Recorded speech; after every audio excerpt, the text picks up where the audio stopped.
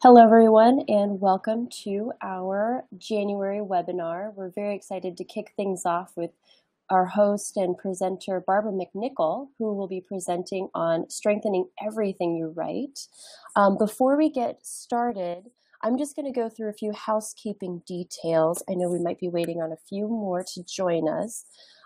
First off, we will have a couple of questions during the webinar, but they will be prompted. So please note that there is a chat box on the left-hand side of your screen that you can type those answers in at that time. We will have a specific Q&A section at the very end, and I will announce that. For best quality of speed and sound, I do recommend that you close any other programs or windows that you might have open. And if you have any severe issues, first I would check your volume, make sure it's up to the appropriate level.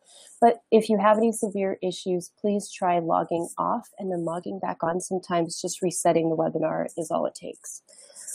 And please note that we are recording this webinar and we will make it available afterwards.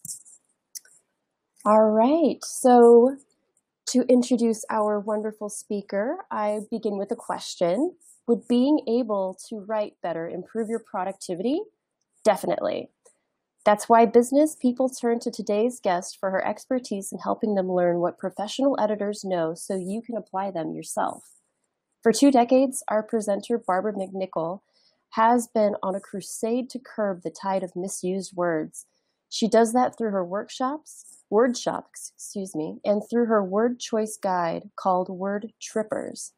Today, she's eager to share with you a wealth of business writing skills you can use forever. And without further ado, let's welcome LFA member from Tucson, Barbara McNichol. Thank you so much, Kendall. And yes, I am a member of LFA from Tucson, and we have just a great active chapter here.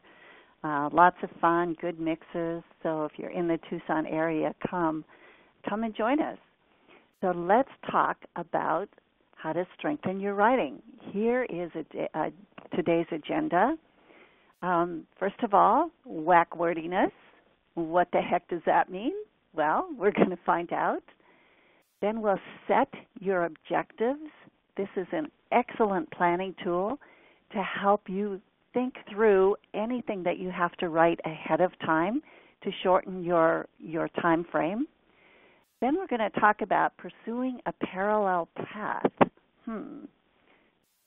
to improve your writing. What is that?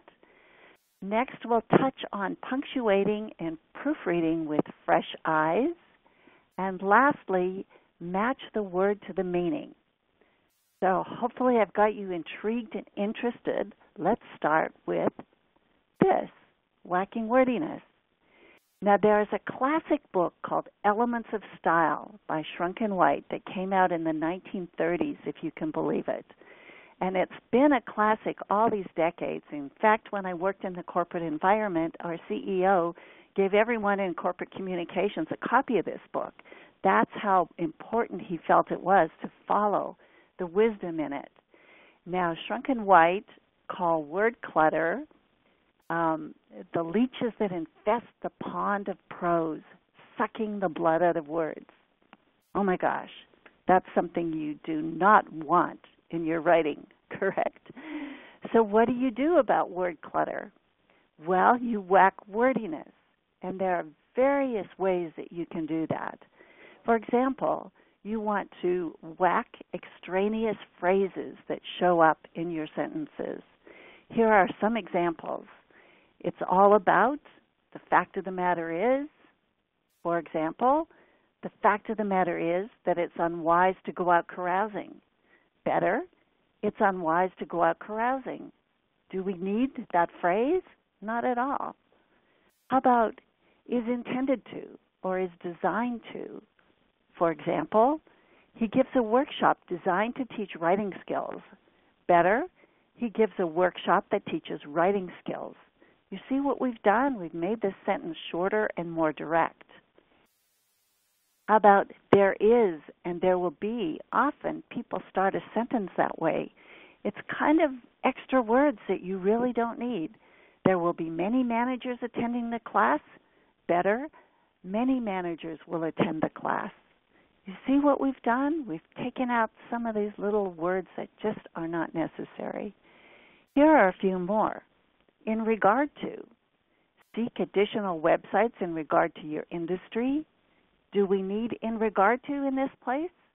No, not really. Seek additional websites in your industry. How about is going to? Now, is going to is fine for the spoken word. We use it all the time. But unless it's in dialogue, it really doesn't have a place in business writing. In fact, as I edit the manuscripts that I work on, if I could have a nickel for every time I changed is going to something more direct, I'd be much wealthier than I am. At any rate, here's an example. He is going to be a key contributor. Better, he will be a key contributor. And the last example here, in order to, quite often, 9 times out of 10, that's extraneous in a sentence. Add keywords in order to describe the new position. Better, add keywords to describe the new position. So if you find yourself using these phrases, they're very common, very easy to touch and put in your writing, but question it. Do you really need it to make sense of it all? And here is my all-time favorite, the phrase, the reason why is that. The reason why is that. A simple because will suffice. So what have we done? We've taken 5 words and turned it into 1 word. Now, chances are there are times when you have to write a piece that's maybe exactly 50 words. You can't go 51. It won't work. So you get down to 65, 60, and you wonder how you can pare it down to that magic number of 50. Well, by using these techniques, reducing a 5-word phrase to a 1-word word. That is how you whack wordiness. You would also whack wobbly words. What are wobbly words? Well, they're words that just don't stand alone. They don't have a lot of meaning. They don't add a lot to a sentence. Here are some common ones. Really, some, much, very, that. How often do those words creep into your writing? Let me give examples here. Really, I really think it's time to go. I think it's time to go. Some, we rely on some long-standing methods. That's kind of vague. Be more specific. Give your readers more information. We rely on 10 long-standing methods. How about much? Twitter reaches a much larger audience than radio. Does much add much to that sentence? Not much. So if you're writing much, question it. Do you really need it in there? Very. I call very the most overused word in our English language. It's just so close, we touch it and we pull it all the time. But my gosh, it's lost its meaning from overuse. I recommend being much more descriptive. Instead of saying get ready to do a very good job, get ready to do an extremely good job, or something that's not common like very is. How about the word that? Find information that you can apply easily. Find information you can apply easily.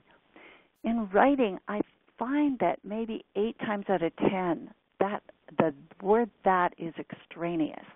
So if you find yourself using that, question it. Say it out loud. Does that really need to be there in that sentence? And when we're on the subject of that, oh my gosh, I'm on my soap opera here. Do not use that to substitute who when you're talking for a person, about a person. So in this graphic, we have a girl who plays the piano, not a girl that plays the piano. I know. We hear it all the time. We hear it on radio and TV. People are misusing it. But let's not depersonalize people.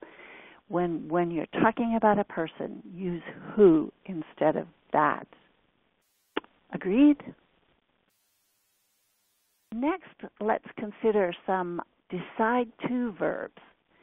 Quite often, especially as an editor, I find people are using two verbs in a sentence when the second one is the more important one. So if you say, I decide to make a cake, which is the more important action in that sentence? The second one, I make a cake. So why even include decide to? That's not relevant in many, many cases. Same with he talks. He starts to talk fast, or he begins to talk fast. The important part is the talking fast, not the starting or the beginning in most cases. So if you find yourself using decide and start, hey, question that. Is that the more important verb in the sentence? Also, she tries to pick it up. It has a special meaning. If she's trying and trying and trying, that means she isn't succeeding in picking it up. So what do you really mean here? Did she pick up the coffee cup, or did she try to pick up the coffee cup? If she succeeded, then we don't need the word try. How often does that creep into our writing? Also, many sentences start out with I think, I feel, I believe. Unless we're using that for emphasis, you don't need them to begin a sentence because the audience, the reader, knows who's speaking. So therefore, they know it's something you're thinking or feeling or believing. Again, unless you need it for emphasis, skip it. You don't need those words to start. Other ways to whack wordiness? Well, you can replace a phrase with a single word. So look for opportunities to do that. In reference to the book, you would say about the book. A great number of fans, you would say many fans. See what we're doing here? 3 words, 1 word. 3 words, 1 word. Hey, if we can do that, we're whacking wordiness. We're doing a good job. Arrived ahead of schedule, arrived early. During the time that we were waiting, while we were waiting. You see how easy it is to go to multiple small words when we can just cut to the quick and use 1 or 2. Also, I recommend changing nouns to verbs. And the clue here is to look for ION nouns. There's so many long noun phrases, things like the examination of. If you find a way in your sentence to change that long noun phrase into a short verb, hey, we're better off. So the examination of becomes examine. Reach a decision becomes decide. The reorganization of becomes reorganize. Can you think of another example? If you can and you type fast, type it right in. For example, you could say the celebration of becomes celebrate, right? So pay attention. Look for those ION nouns. Also look for ones that end in MENT. For example, the judgment of, you can change to one single verb, judge. The employment of becomes employ. The enjoyment of becomes enjoy. Can you think of another? How about the acknowledgement of? That becomes acknowledge. So again, look for those MENT nouns and see if within the context of the sentence you can change it. I can tell you when I've been in front of authors groups, this is the one tip that they really loved the most.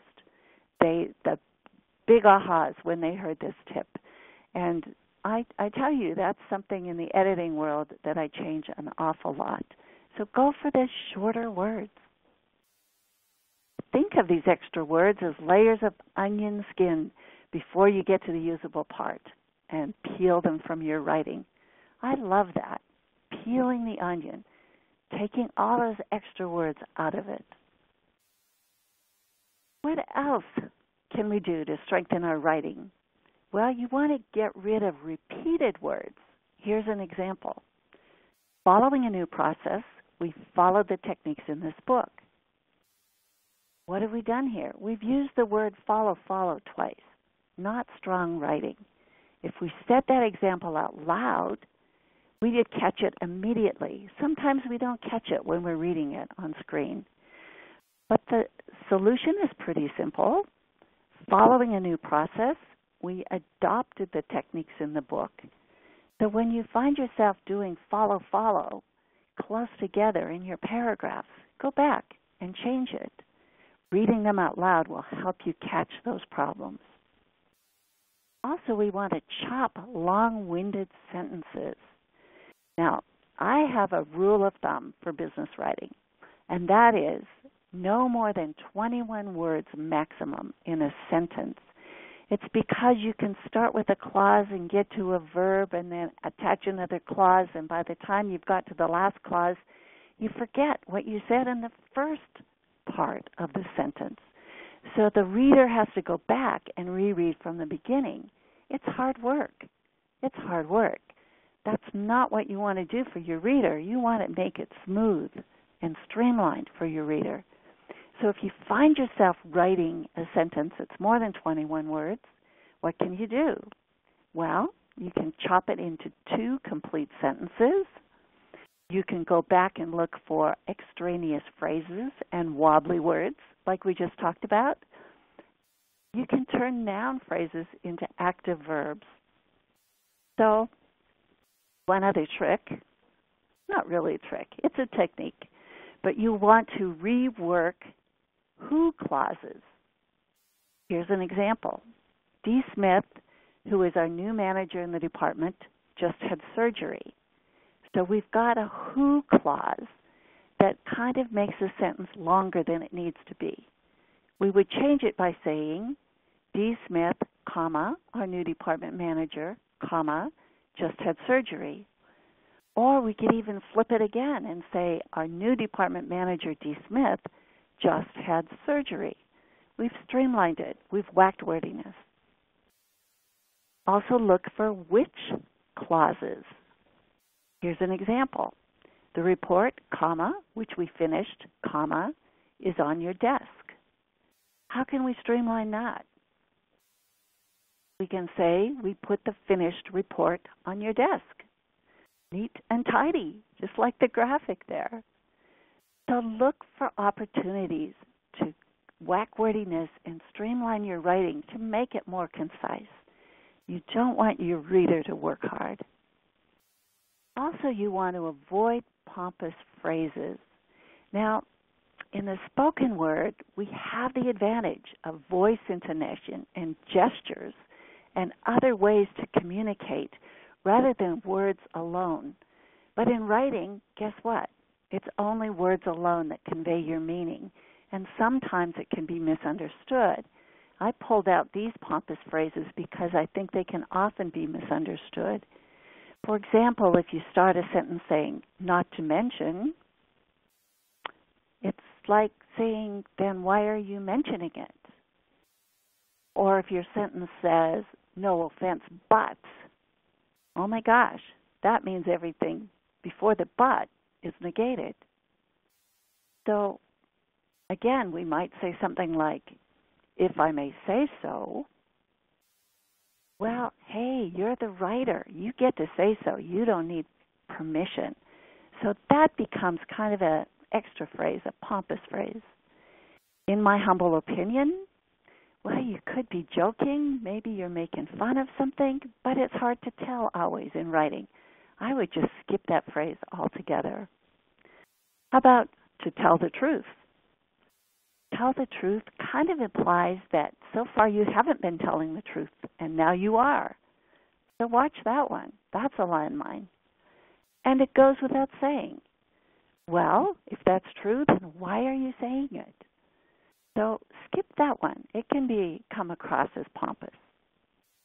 Here's my all-time favorite. Not that it's pompous, but that it's unnecessary. It's the phrase, in other words.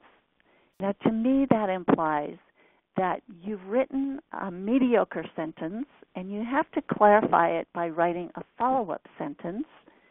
So kind of what we've got are 2 mediocre sentences. What if we went back to that first sentence and made it stronger? So The phrase, in other words, is a bit of a signal to you to say, how can I strengthen the initial word, the initial sentence, so I do not have to clarify it? That's what we're going for here. That's kind of a hot button for me, and maybe it could be a hot button for you. It's a little lazy if you're finding yourself using that phrase. Say, am I being lazy about this? Am I not going back and making my sentence stronger? Okay. So let's just talk about how to apply some of these ideas. And here is a bit of homework for you. I challenge you to dig out something that you write and select the longest paragraph there, or 2 paragraphs. Then count the words in that paragraph and rewrite it, reducing the number of words by 1/3. So, for example, if the piece you selected is 99 words long, challenge yourself. Have fun with it. Reduce it to 66 words. This is an exercise that we do in my WordShop, and people really do have fun with it. They come away realizing that they can apply all these things to an exercise right away. So here's my overall rule of thumb and a key message for you to remember, and that's this. Your goal is not to make your readers work hard, because what happens? You send an email, it's got way too much copy, the paragraphs look long and tedious. They're not going to read it. They're going to put it aside. They're going to say, this looks like too much work. I'll do it later, and later never comes. So your goal is really basic here. It's to make it easier for your reader to understand what you're trying to say. Let's move on to the next section. Let me just paint a picture here for you. Suppose you're staring at the computer screen, and it's like an artist staring at a blank canvas. You don't know where to start. Maybe it's an important email or article or blog post or key letter, something that's important to you, and you want to do a really good job. You're staring at that blank canvas. You don't know how to start. Now, if this evokes a project that you're thinking about right now, now's a good time to write in that project in the chat box. Maybe it's the next blog post that you have to write, or a sensitive letter to a customer. Whatever it might be, just write down in the chat box something that you're thinking about right now, a writing project that you have to tackle soon. Now let me make it easier for you by showing you how to set your objectives. Thank you. Somebody talked about a response to a bad review. Someone talked about a research paper. Somebody talked about a project proposal. This is good. Wow. So keep those things in mind as you listen to this technique. You want to sit down before you write the first word and spell out your objectives by using this outline that's in front of you. In as much detail as you can, write down the who. Who is your target audience? Who will read this piece? What do you know about them already? Who will be affected? In fact, what is their pain? What makes them hurt that you're trying to address? Second, what message or takeaway, including a call to action, do you want to create here? That's the what part, the message, takeaway, call to action. What do you want your reader to do, think, believe, or remember as a result of reading your piece? Maybe it's as simple as attend a meeting, or consider a different point of view, or review this proposal, or refund my money. Suppose you're writing to a credit card company and you want some money back. Your call to action is refund my money. So next is the why part, the purpose, and the benefits. Not the benefits to you, that credit card company. Yes, you want them to give you money, but what's in it for them? Why do they need the information? What's in it for them? Why should they care? In the case of the credit card company, They don't want to lose you as a customer. They don't want to smudge their reputation. So there are benefits to them that you want to talk about in your letter.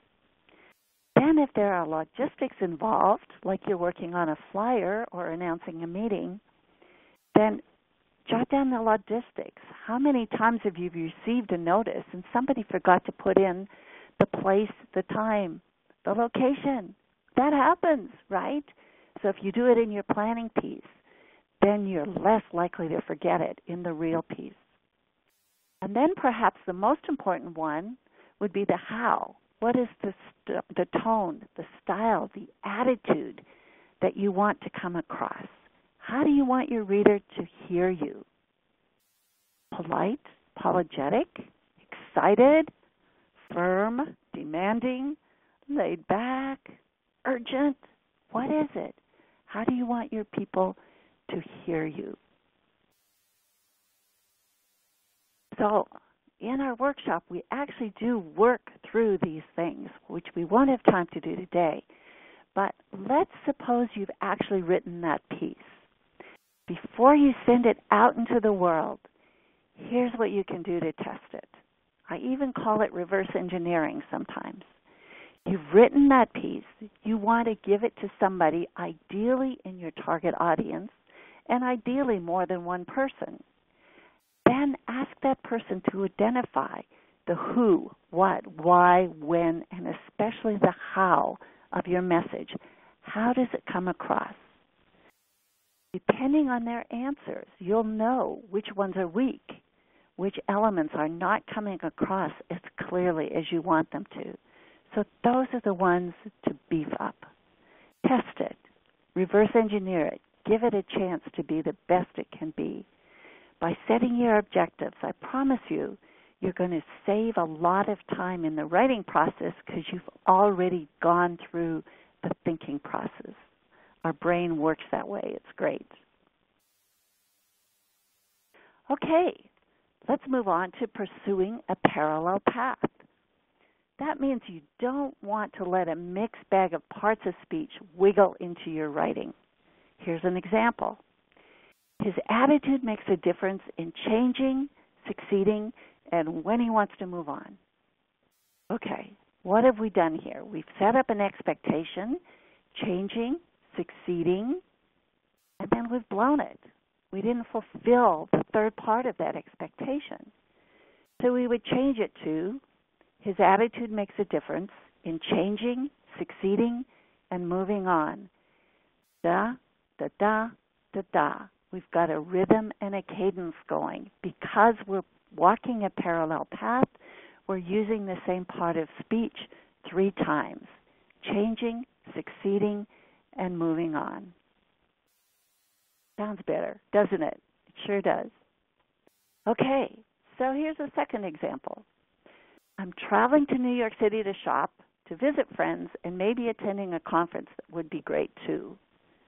Oh boy, my head went in 3 different directions there. Better, let's make it walk a parallel path. I'm traveling to New York City to shop, visit friends, and possibly attend a conference. So now we're using the same part of speech 3 times. Shop, visit, and attend. That's how we walk a parallel path, and we add rhythm and cadence. Now, as you noticed, we're tapping into the power of 3. This society loves the power of 3. We see it all over the place, don't we? Even from kindergarten. Look and listen. Hop, skip, and jump. We're taught that right from the beginning. In the world of music, we listen to Blood, Sweat, and Tears, Earth, Wind, and Fire, Crosby, Stills, Nash, and Young. Whoops, there's 4 there. It's kind of a good thing that Young dropped out of the group. Now we can say Crosby, Stills, and Nash and stick with the power of 3. So in business, oh my gosh, look around. You will see the power of 3 everywhere. In a guide from the recycle company, they say reduce, reuse, recycle. eBay, buy it, love it. Whoops, buy it, sell it, love it. And then Jaguar uses grace, space, pace, using rhyming along with the power of 3. So can you think of a book, a very popular book title out there that taps into the power of 3? If you can, just type it into your chat room.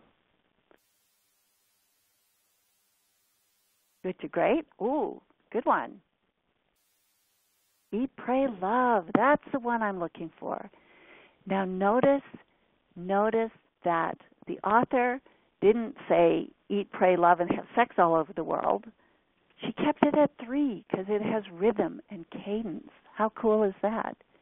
There's a new book out that I read recently called Deep, Dark, Down.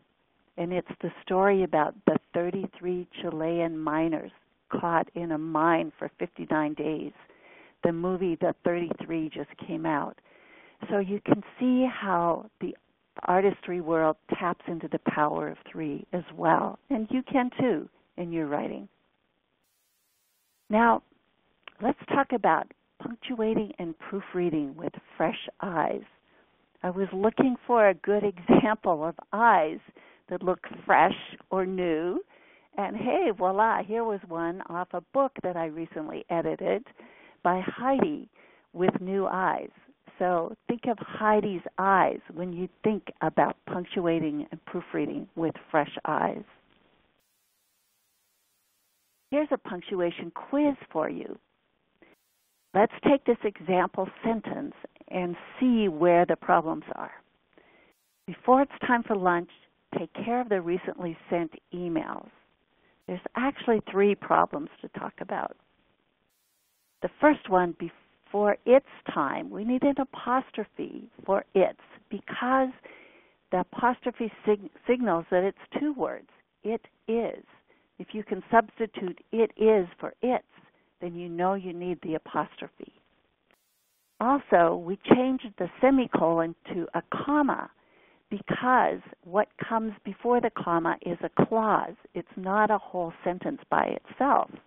Before it's time for lunch, comma, means it's not a whole thought yet. It's introducing the main sentence. Now, if we chopped off before and said it's time for lunch, semicolon, take care of the recently sent emails, that's okay. Then we've got like 2 equal full sentences on either side of the semicolon. The last problem with this was the hyphen after the word recently. Now, there aren't all that many rules about what words take hyphens and which ones don't, but there is a rule about ly words. So if you see an ly word followed by a hyphen, that's incorrect. Take out that hyphen after the ly word. Here's a second example. Take a look at the first sentence. Everyone has a place in this world. Robert said that repeatedly. Everyone has a place in that world, a phrase repeated often. So where does the punctuation go in these 2 examples? In the first one, we've got 2 complete standalone sentences. So each of those sentences needs its own punctuation. So we've got the period after word, and then we put the period after repeatedly within the parentheses, because what you see within the parentheses is a complete sentence by itself. Now, in the second example, everyone has a place in this world, a phrase repeated often. A phrase repeated often does not stand alone. It's hooked onto the core sentence. So therefore, we show that by putting the period outside the parentheses. Is that clear? So your test here is to see if what is in parentheses can stand alone or not. That will help you determine where the period goes. Now, I sure don't want to get bogged down in this webinar talking about all sorts of punctuation examples. And so what I have for you is a punctuation guide. and it's just a 3-page PDF summary that shows what to use when in terms of punctuation. If you'd like a copy of that PDF, just send me a quick email, and I'd be happy to do that. So that's available to you at any time you send me the email. Let's move on to proofreading with fresh eyes. You know, those big new eyes. This is a bit of a quiz as well. How would you answer this question? Reread what you wrote at least how many times? Well, my minimum answer is 3 times. I would say 10 times is fine, 20 times is great too. I mean, the point here is read it yourself at least 3 times. Those gremlins get through no matter what. Also, you want to have at least how many other people read it? We touched on this a bit earlier. Have at least 2, but my gosh, 3 or more is better yet. You want to get feedback from other people, like we talked about earlier. Is what I'm saying what I want to convey? Is it exact? Is it getting across? Also, you want to reread only after you've let it sit for how many minutes? Well, my minimum on this is 10 to 20. 2 minutes is not enough. When you finish something and you think it's all done, walk away, get a cup of coffee, come back, maybe even do something else for a few minutes. But take a look at it again after you've had a break. 10, 20 minutes is a good rule of thumb. It can be a lot longer than that. So be sure that you're double-checking everything that you write before you send it out. Give yourself a breather. I know we get in a hurry, we want to get things moving, but this is a really important piece. Then you won't end up going back and forth because it wasn't quite right the first time. Also, on this one you see a printer. You want to do what? You want to print it out and read the sentences out loud. It's amazing what happens. Your ear can pick up things that your eyes don't catch at all. So taking the time to read something out loud, maybe even backwards, maybe even from the bottom up, but give yourself every opportunity to catch any mistakes or problems or glitches. It's like stones in a stream. You know, if you have to walk around a lot of stones, it's harder. So take out those stones. Make sure that it's as smooth as it can be. Also, a very key point, take off your writer's hat and consider your reader's point of view, viewpoint. This is a very critical thing. Remember, like we did with the set your objectives, you want to get feedback from somebody else if you're hitting the mark, if you're saying what you intend to say. You can play that role for yourself. Change personalities, change locations, change hats, and listen to what you're saying as if you're reading it from the reader's viewpoint. That's called proofreading with fresh eyes. Our last segment, match the word to the meaning. And you'll see here a copy of my book called Word Trippers. I've been on a crusade for 2 decades now, as Kendall mentioned in my interview. But then you might say, what is a word tripper? Well, here's an example. We've got the word among and between. That's a pairing that often gets mixed up in the spoken word and the written word. Among occurs with more than 2 people, while between happens with only 2 people or things. Here's an example. Among the 128 members, 92 have paid their dues. Between checks and credit cards, paying with checks is more common. So checks and credit cards, those are 2 things we're comparing. 128 members means a lot more than 2. So we wouldn't say between the 128 members. We would say among. So if you're finding yourself using among or between, question it. Is it the right use of the word in this context? Is it? Here's another one. Convince and persuade. You convince someone of an idea, but you persuade them to take action. That means you can convince all you want, put in all sorts of energy to convince somebody, but you haven't succeeded in persuading until that person takes action to do what you're asking. So it's correct to say, he convinced me it would taste good, but it's incorrect to say, he convinced me to taste it. Rather, we'd say, he persuaded me to taste it. When he's tasted it, he's taken action. Subtle distinction, but very, very clear. Here's another one that gets tripped up all the time, and you probably are familiar with this a lot. That and which. So you use the word that when the phrase that follows is essential to the meaning of the sentence. For example, we provide guides that serve as an alternative to your programs. We need the whole phrase in there to make sense of the sentence. Which, on the other hand, you use that when the phrase gives information but isn't critical to understanding the sentence. Here's the example. The self-teaching guides, comma, which complement services we offer, comma, provide an alternative to our programs.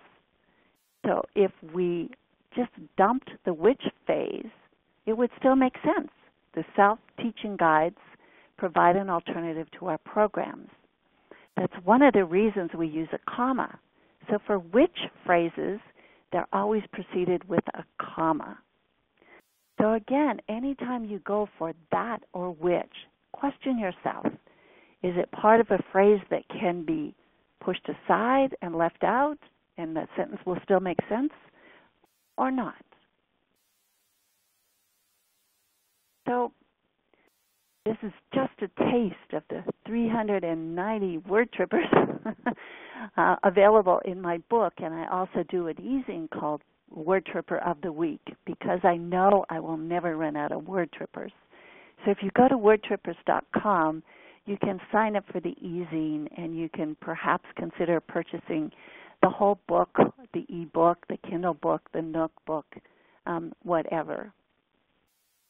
Now, as a recap, let me just go through the points that we've talked about. But as I do, I would like to have you think about this question. From all the things that you heard today, which tip caught your attention the most? Which is the one you're committed to using going forward? Which is the one that gave you an aha? So we talked about whacking wordiness, and we want to do it all the time. We talked about setting your objectives before you write. That way you can streamline your thinking so that you can streamline your writing. We talked about pursuing a parallel path and tapping into the power of 3 to truly add cadence and rhythm to your work. We talked about some punctuation examples that hopefully were helpful to you. And if you choose to ask for a punctuation guide, I'm happy to give that to you. Always proofread with fresh eyes, and make word trippers your best friend. Well, I see some answers coming in. Yes, the wordiness, the pompous terms, 10 to 20 minutes max before you reread. Good one. Setting objectives, walking a parallel path. Oh my gosh. Well, hopefully you have all the information you need to make this happen immediately.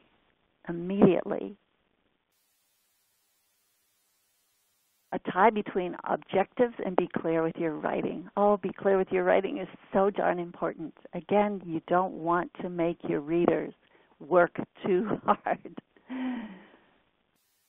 Let me just draw your attention a little bit to my website, barbaramcnichol.com.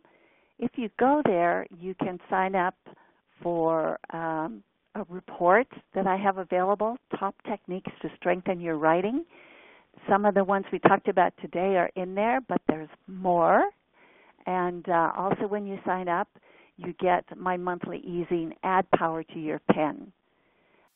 Like we talked about, Word Tripper of the Week, you can sign up for that easing at wordtrippers.com. You can also check out my editing services.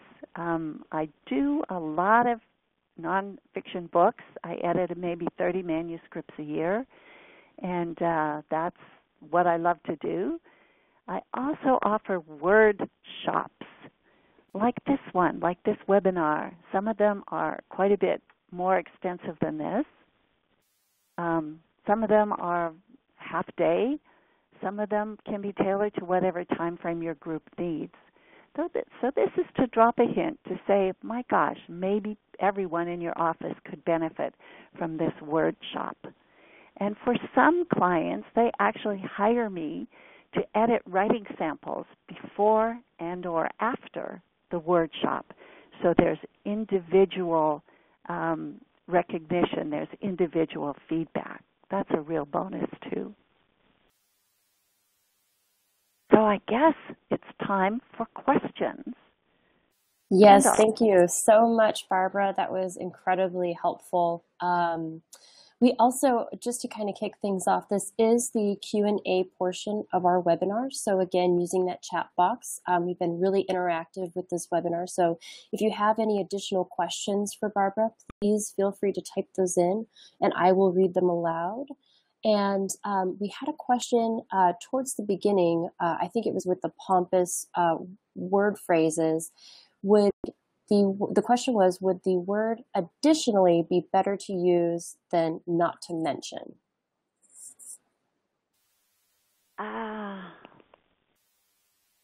Well, yes, I would lean toward addition, in addition, or additionally. Not to mention just implies more than it needs to in that case. My preference is in addition. And one of the reasons is we just want to limit the number of adverbs and ly words that we use. If you've seen something that's overwritten, you see it just full of adverbs and adjectives. Oh my gosh, that adds to the tediousness, and it doesn't necessarily add to the meaning. So I would go with the phrase in addition, assuming that what comes next is in addition to what came before. But there is a rule of thumb about ly words and adverbs. Just limit them. They have much more punch and power when there are fewer rather than more. Make sense? Thank you so much for answering that question. Is there any other question we have out there? Any lingering questions? And I just want to remind everybody, we are recording this session and it will be made available to all of you who have attended. And I encourage you to contact Barbara. She has a wealth of knowledge. Definitely look into her books as well. I will definitely be looking for that Word Tripper book. I think that that's a big one on my end. We'll give everybody another minute. And if oh, perfect. Yes, from Bree, yes, you will have access to, with the webinar recording, it also has the the PowerPoint on there. Thank you so much for the clarification question.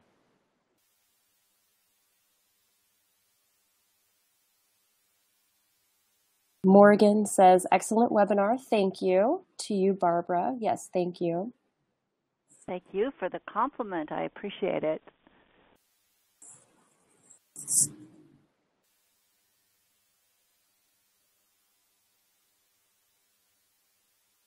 All right, and from Dawn, nice job. Learned great new writing ideas. And from Michelle, thank you for the valuable information. Well, I think you've answered everybody's questions, Barbara. Hey. So we'll end it a little early for everybody. And again, this webinar will be available as a recording to everybody, and I will include Barbara's contact information. And please note that she is in Tucson, but she can do workshops at your business anywhere. And so please give her a call or email her with additional details for that. Thank you so much for your time, Barbara. And thank you, everybody, for joining us for our January webinar, Strengthening Everything You Write. Have a wonderful day, and we'll see you next time. Thank you from Barbara. Bye-bye.